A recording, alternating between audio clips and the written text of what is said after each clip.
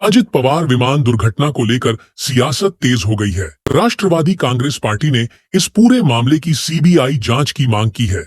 Party के वरिष्ठ नेता प्रफुल्ल पटेल ने मुख्यमंत्री को ज्ञापन सौंपते हुए निष्पक्ष और सखोल जांच की मांग की। प्रफुल्ल पटेल ने कहा कि यह घटना बेहद दुर्भाग्यपूर्ण है और इसकी विभिन्न एजेंसियों द्वारा जांच की जा रही है। राज्य सरकार भी अपने स्तर पर जांच कर रही है, लेकिन इस मामले में कई लोगों ने गंभीर शंकाएं और सवाल उठाए हैं। उन्होंने कहा कि इतनी बड़ी दुर्घटना अचानक कैसे हुई, इसकी गहराई से जांच होना जरूरी है। क्योंकि यह घटना महाराष्ट्र में हुई है, इसलिए राज्य सरकार सीबीआई जांच की सिफारिश कर सकती है। राष्ट्रवादी कांग्रेस पार्टी का कहना है कि इस प्रकरण की सीबीआई जांच से ही सभी शंकाओं का समाधान होगा और सच्चाई जनता के सामने आएगी।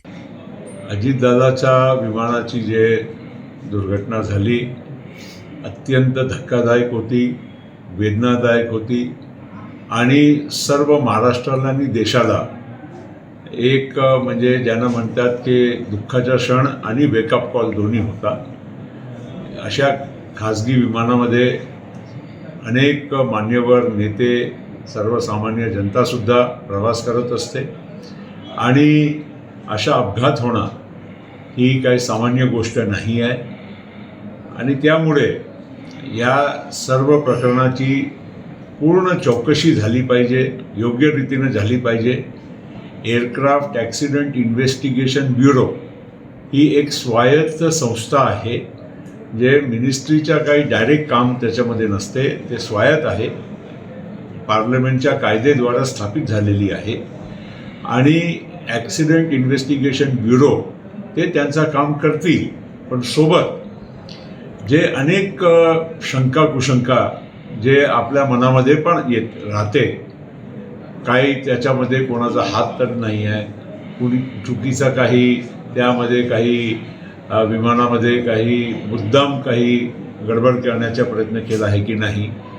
आणि दुसरी बाजूला ज्या विमान कंपनीचा हा विमान होता त्यांनी कुठे दुर्लक्षपणा केला आहे, शॉर्टकट्स घेतले आहे किंवा पायलट किंवा इतर जे काही त्या विमान त्या दिवशीची होती फ्लाईट त्याच्याशी संबंधित कोणीतरी काही गडबड तरी केली नाही, काही चुकीचं काही काम केलं नाही, हे सगळी तपशील चौकशी व्यवस्थित झाली पाहिजे। असं नाही आहे की एअरक्राफ्ट ॲक्सिडेंट इन्व्हेस्टिगेशन ब्युरो एक पार्ट त्यांचा करतील, महाराष्ट्र सरकारने CIDला पण चौकशी दिली आहे, ते त्यांचं काम करतील।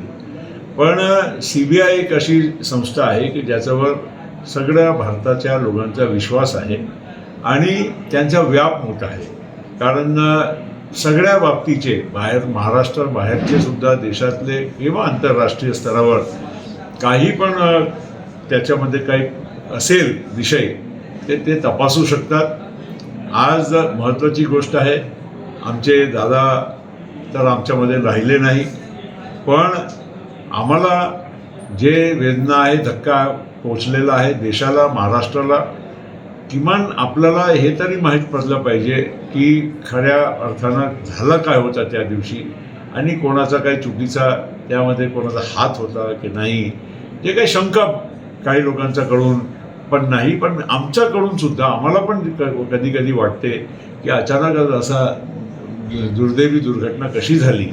त्यामुळे आम्हाला पण पूर्ण त्याची चौकशी करून माहिती आम्हाला आणि देशाला पण पाहिजे, ही महत्त्वाची गोष्ट आहे। आणि म्हणून राष्ट्रवादी काँग्रेस पक्षाच्या वतीनं मी आणि तटकरे साहेबांनी निवेदन तयार केलं, मुख्यमंत्र्यांना आम्ही भेटलो, आमच्या नेते उपमुख्यमंत्री सुनेत्रा वहिनी पवार हेही सुद्धा आमच्यासोबत होते, पार्थ पवार त्यांचा मुलगा आमच्यासोबत होता, आमचे ज्येष्ठ नेते मुश्रीफ साहेब होते। आम्ही गेलो आणि तिथे मुख्यमंत्र्याला आम्ही सांगितलं की तुमच्या CIDकडून की बाकी यंत्रणाकडून चौकशी होत आहे, पण सोबत आपल्या राज्य सरकारने सुद्धा, कारण राज्य सरकारकडून ही घटना महाराष्ट्रामध्ये झाल्यामुळे राज्य सरकारकडून सुद्धा त्याची शिफारस लागते, म्हणून आम्ही मुख्यमंत्र्यांच्याकडे गेलो, त्यांना आम्ही निवेदन केलं की तुम्ही ही चौकशी CBIला पण सुपूर्द करा। त्यांनी त्यांच्या अनुकूलता दाखवली आणि आम्ही पत्र दिल्यानंतर आम्हाला वाटते की 1-2 दिवसामध्ये ही पूर्ण प्रकरणची चौकशी त्यांना गृहमंत्रालयाला ते पत्र पाठवावं लागेल आमचा दिलेला त्यांचा शिफारसच्या एक पत्र, आणि मला वाटते की CBIकडे ही चौकशी गेल्यानंतर अजून सखोल जे चौकशी आहे, इन्व्हेस्टिगेशन आहे, ते नक्कीच होईल अशी आम्हाला खात्री आहे.